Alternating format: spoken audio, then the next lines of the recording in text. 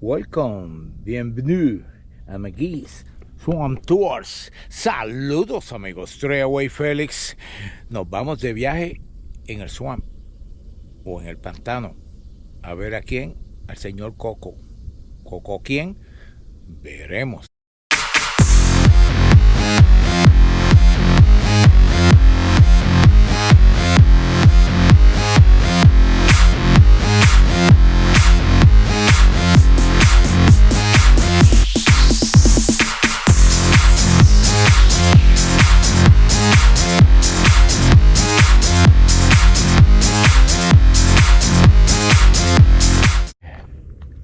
Gente de Texas.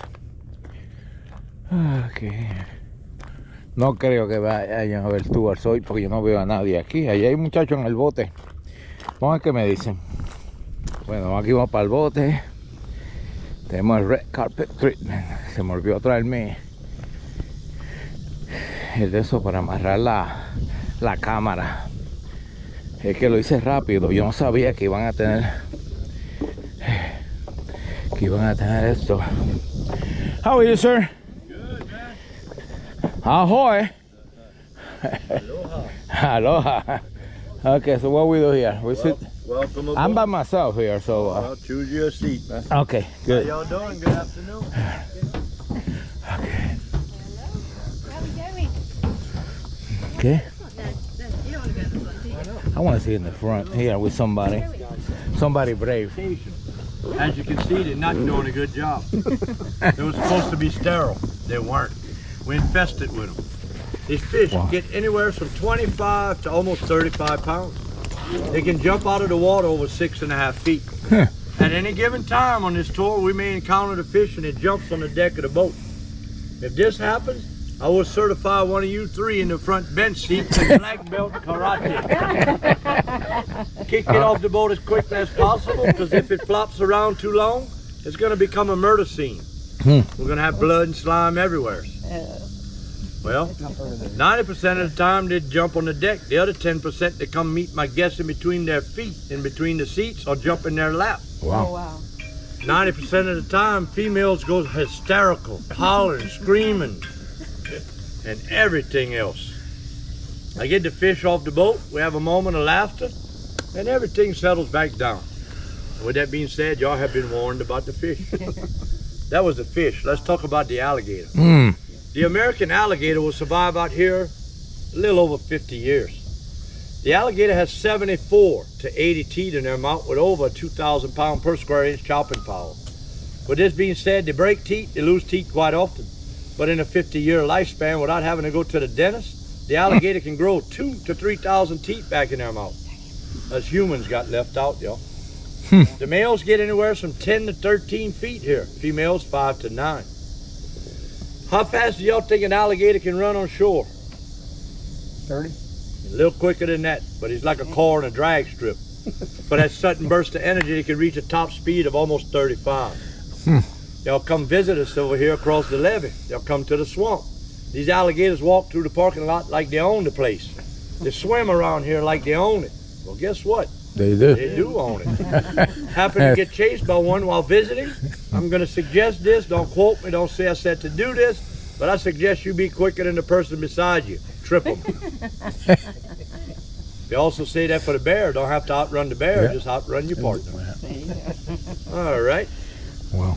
They also say if the alligator tries to zig and zag, it'll lose its balance because of that tail. From my experience here, the alligator can zig, zag, and still give the human a run for their money.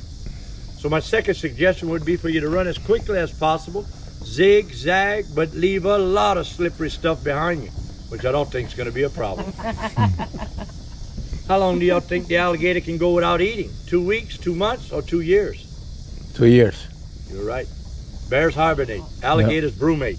This cold-blooded reptile, when it turns cold, digs itself a den, buries, goes underground, slows its metabolism down to nothing, slow the breaths to 2 breaths a minute, using the fat throughout the tail, stay dormant up to 2 years.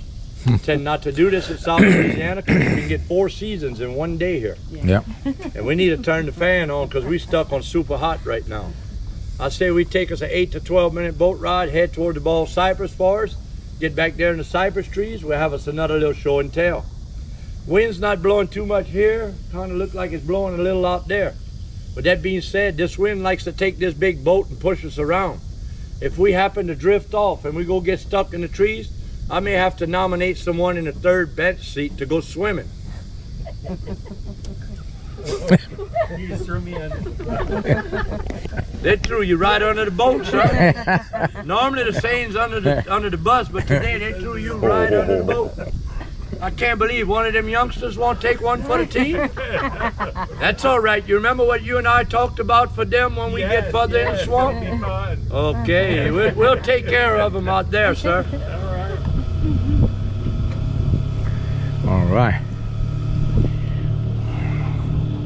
Well, last chance to get out. Man, this thing is hot. Oh. I have no brakes and no reverse, yo. We might have a problem.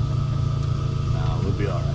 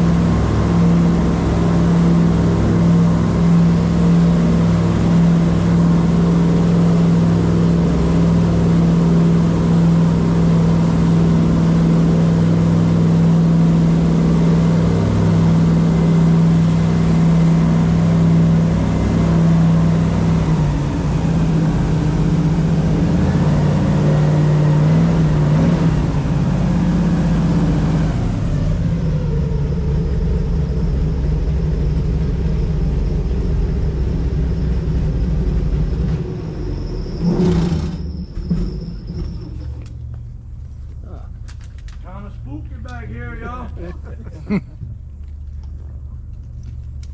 I couldn't believe there's that many houseboats and stuff out All there. right, let's start off with Must be where everyone's fishing from. Where y'all from in that front seat?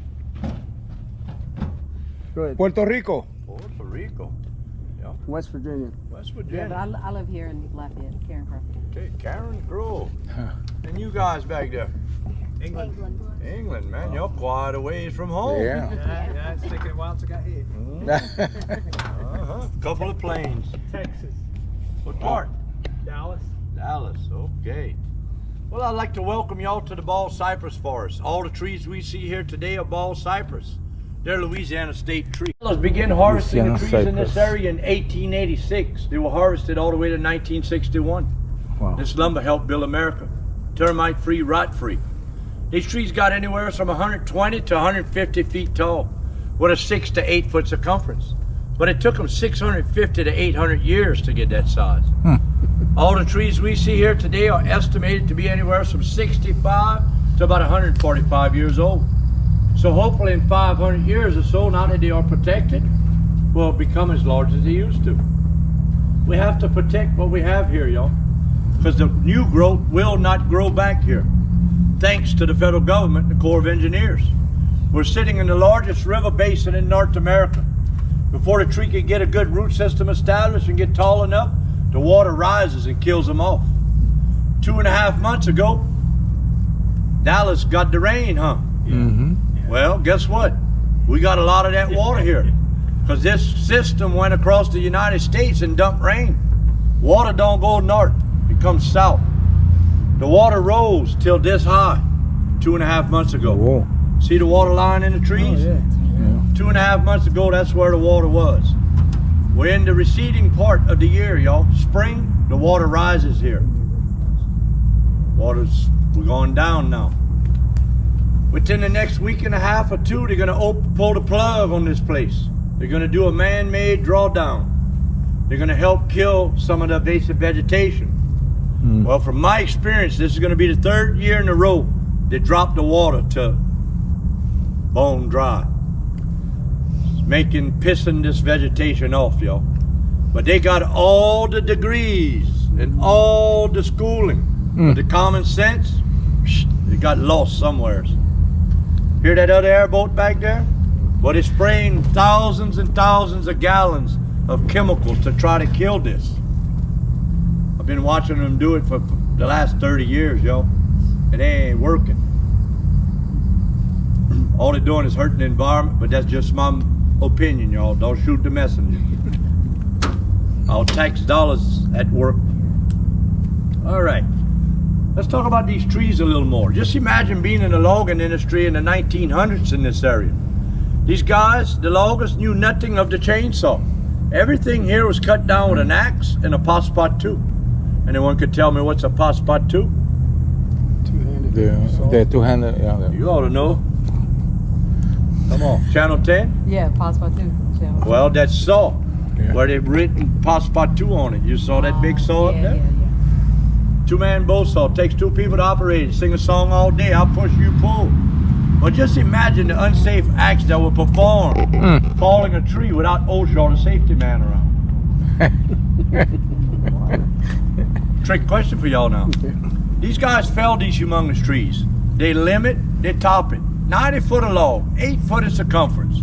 You got a foot of water under us right now. Takes 10 foot of water to even attempt to float the tree. You have no gasoline powered engines, no diesel powered engines. How do you think the loggers got these trees out the shallows? And they did it in a timely manner. What was the main source of power back then, yo? Boats. Yeah, but what powered the boat? Steam. Hey, that man's out the box over there. You're right. Steam powered the first train. Steam powered every factory in America before electricity. Steam powered pull boats. Steam powered it forward and reverse. They also were equipped with a big winch. Tie off to a big tree, and you can winch the trees out the shallows. Once you got them to the deep, took chains and spikes, built a raft, then you could raft 700-800 to the mill at a time. Louisiana has an industry. It's over 200 years old. It runs on steam for 100 to 125 days each year, starting in September ending around New Year's. What y'all think runs on steam, y'all? In Louisiana. Very sweet industry. Sugar cane. Yeah. Sugar cane. These mills run on steam. Man. Go bring that noise out in the back over there, boy.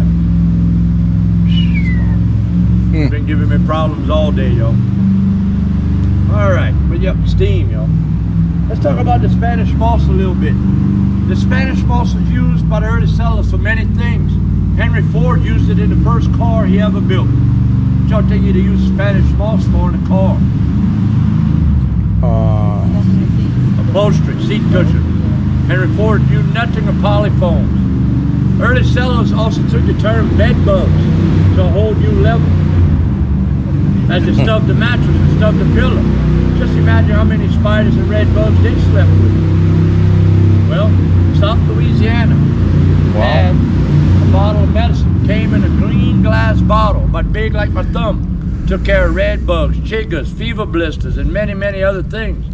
Anyone could tell me the name of this little bottle of medicine? Came in a green glass bottle, big like my thumb. Like kerosene, wasn't it? Come on, Lafayette. Campany. Hey! It's still in a little green bottle. Yeah. Exactly. I bet them two youngsters back there don't know nothing about the red bottle. Came in a red bottle about this big, nicknamed Monkey Blood. Put that on an open wound and burnt like fire for 15 minutes. Yodo. You holler and scream, blow on it, blow on it. Yeah. The name of it was magnifico. But back when I was your age, I didn't know nothing about a SpongeBob or Spider-Man Band-Aid or some type of Neosporin. I bet y'all got 2 tubes of Neosporin in the medicine cabinet back home, huh? Younger generation, y'all. All right. They also used the Spanish moss for insulation of the home. Mixed it with a mud clay compound and packed it in the walls. As a teenager, I picked the Spanish moss for farmers for a company out of Texas. They'd order 200 pounds at a time and they would pay $17.50 a pound. As a teenager, that was very good money. But I ran into 2 problems. First day I stacked moss on the boat over 20 feet high. I had a mountain of moss. Oh, I was so excited. I figured that afternoon, payday. Done with this job.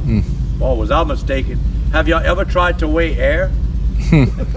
Take you 7 days to get 200 pounds of moss, yo. Second problem, working on the deck. Had a fiberglass pole that would extend 40 feet. I can reach way up in these trees, grab it, wrap it, flip it in the boat. While doing this, I feel something hit me behind the head. It's a bat dive bombing me.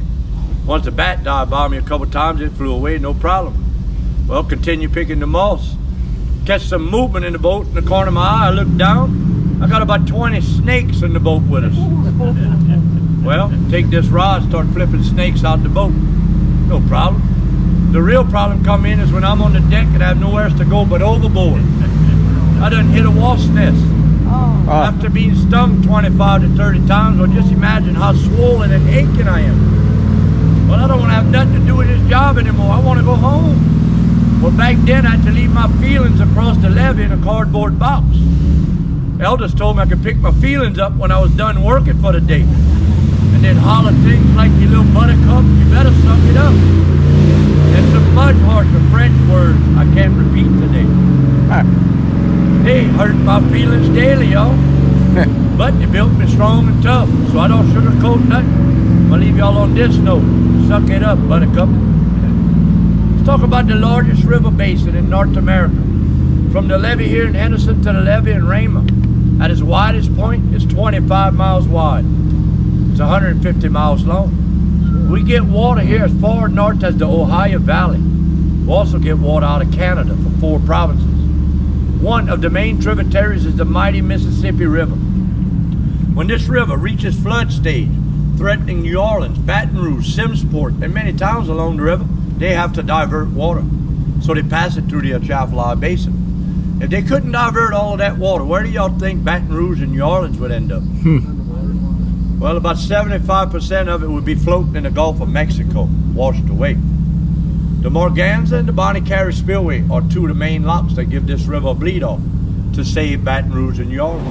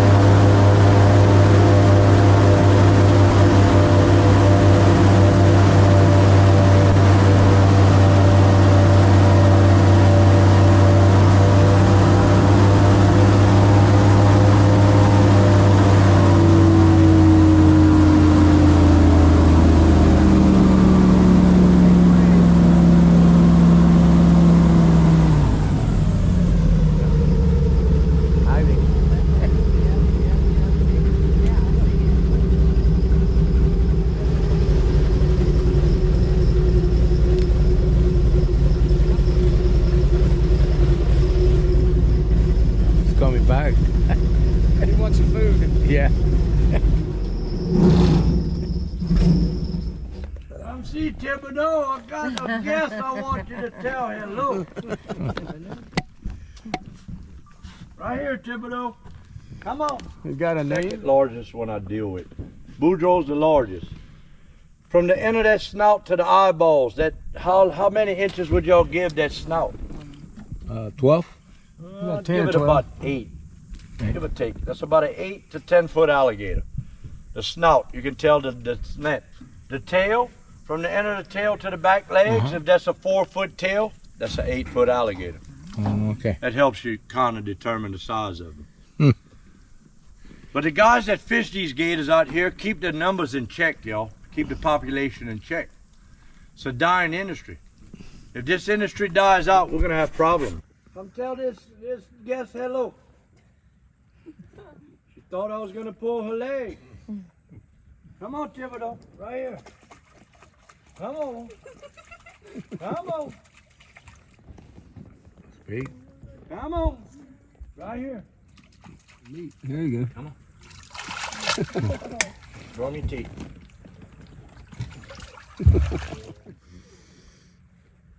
Big enough, y'all? Yeah. Oh yeah, that's good. That's the little one. Where you at, Boudreaux? Come on, Boudreaux. Get out the bushes. Stick your toes down there, Vic. Hi. They like to stay up all night playing video games and they don't show up for work. And so far, last year, 198 alligators were harvested out the Henderson Bay. Use all type of different vegetation. They lay approximately 40 to 50 eggs on this mound. As the vegetation decomposes, it creates heat. If the mound gets above 86 degrees, more females hatch. Under 86, more males. When they hatch, they're anywhere from 6 inches to 12 inches long. Only 10% will survive out here in the wild. The birds love them. The bald eagle, the osprey, the blue heron, and the greater white heron love these little alligators. Thanks to the birds, they help keep the population in check. Boy, that osprey gave us a good show on right before I-10 over there, huh? So when he jumped out the tree, he was thirsty. Was grabbing him some water, taking him, getting him a little water. It was like almost on cue. Yeah, I think it works for you. He works for me. You're right, my friend. I mess with him every day. You know. Sometimes I even bring him fish and put on a stump and let him go eat the fish there. But they are very good fishermen, y'all. When this bird dies and he grabs a fish, the head of that fish will be pointed forward every time. For that way, when they fly, it doesn't mess them up in flight. Every time that head will be forward. And if they miss the fish, that's once and they don't miss. When they dive, they don't miss. All right. We're going to continue on, y'all. But 1.4 million acres, y'all. Pretty much all privately owned land. Really? Privately? Man, That's correct. pretty big government thing. Very little state land, very little school board land. Back in the 20s, when the federal government, the Corps of Engineers began building the levee system, all the families that lived out here, guess what they did to them? Pushed them out. When you met up with one of these cows in the woods deer hunting, you better climb a tree and stay there a while. But they were big longhorn cattle. Try to pass a longhorn cattle through a chute this wide.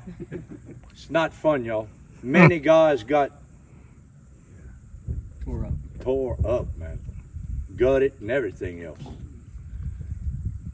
But they also had about 12 of the meanest dogs you ever saw in your life on this homestead.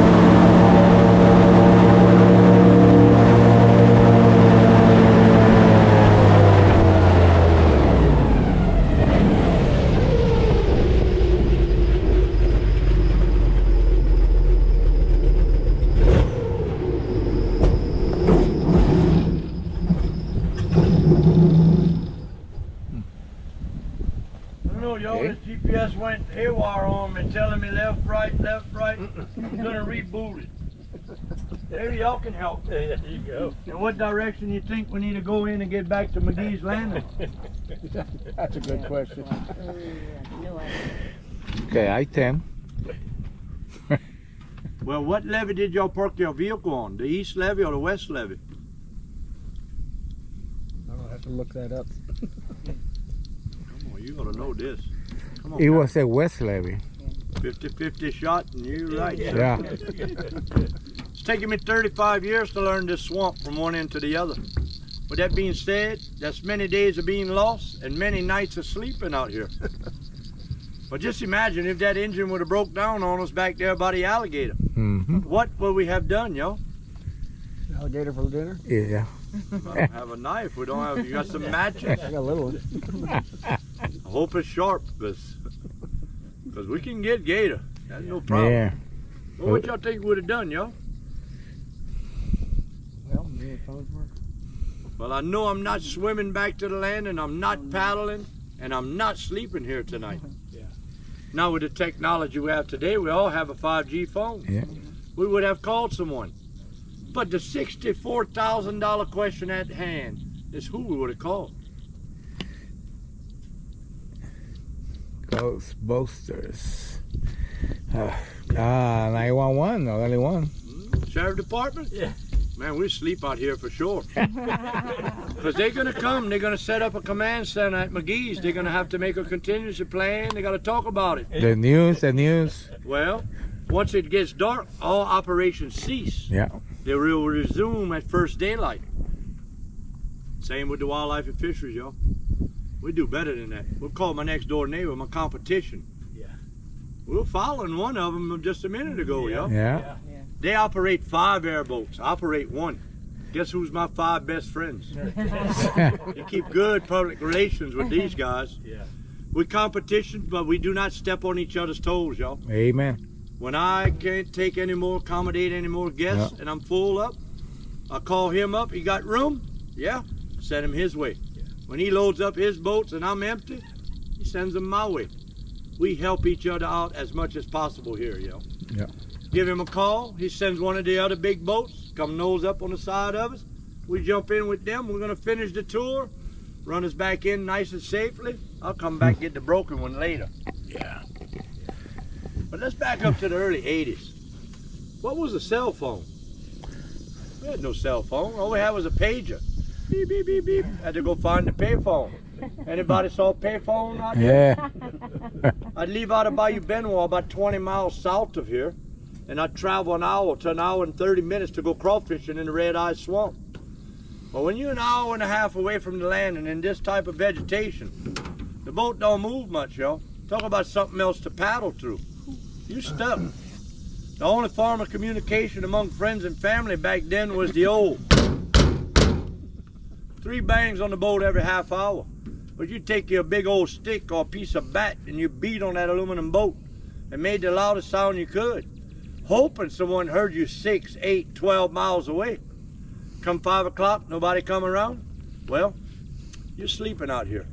Then you're about to have some visitors. You got some malaguans back home, man? Mosquitoes. Do what? Oh, mosquitoes. Mosquitoes. Yeah. Oh, he taught yeah. that one, huh? Yeah. Ah, Yeah, we know that one. T'en parles de français un petit peu? No, but I know where the mosquitoes are at nighttime. That's the only one that come at night. That's the only one come at night? Yeah. How about them semi knots? Yeah. Them gnats. Yeah. Them gnats too are worse. But just imagine spending a night with the mosquitoes out here, yo. It's very intense. When I get to shore the next day, whatever time it might be early morning, might be late that afternoon by the time a family member or a friend come found me in the swamp. Because they got to ride around and listen. Yep. Because they don't know exactly where I'm at. So they're going to ride, stop, listen. But as soon as they hear them bangs, they're coming straight for you. But boy, when I get in that pickup truck, I'm looking for the first store I can swing that boat and truck in as quickly as possible, looking for alcohol. Oh, yeah. Rubbing alcohol and drinking alcohol. That's After better. spending the night with the mosquitoes, I could have used a slight blood transfusion. I'm a half pint low. So a little red wine. Here? We know Alaska. No, the other airboat that's coming right behind us. Oh. Los crash out.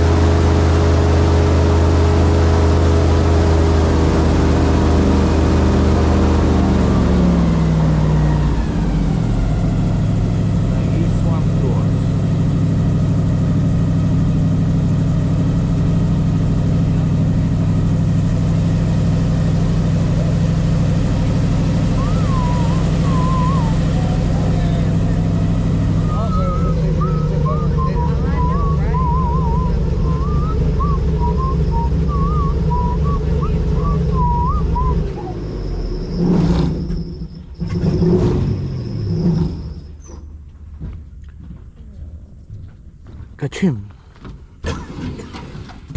All right. Bueno, mi gente, ya salí del tour. Van a ser las 5 de la tarde. Yo no sé ni a qué hora yo llegué aquí, pero el tour fue bien bueno, fue largo. Me costó unos como 25 pesos. Yo ni me acuerdo ahora, $35. Y nada, pero ya estamos de regreso, estoy vivo. Habían 2 o 3 personas ahí de Inglaterra, habían unos de Texas y habían otros de ¿dónde era? De algún lugar por ahí. Anyway, Ah, de Puerto Rico había uno. Y nada, así que gente, qué calenté. Pues vamos a esperar que la viajerita se bote ese calentón, porque por dentro está, ahí van los ingleses. Había una gente de Canadá también. Y nada, pero gente, magnífico tour recomendado, McGee, Luisiana Swamp Tours and Adventures, aquí en Luisiana. Pondré la información abajo, vengan para acá. Así que gente, como siempre les digo, suscríbanse, denle like a los videos, Dios me los bendiga a cada uno de ustedes. Y desde aquí, desde McGee Swamp Tours and Adventures en Luisiana, me despido por ahora. Chao.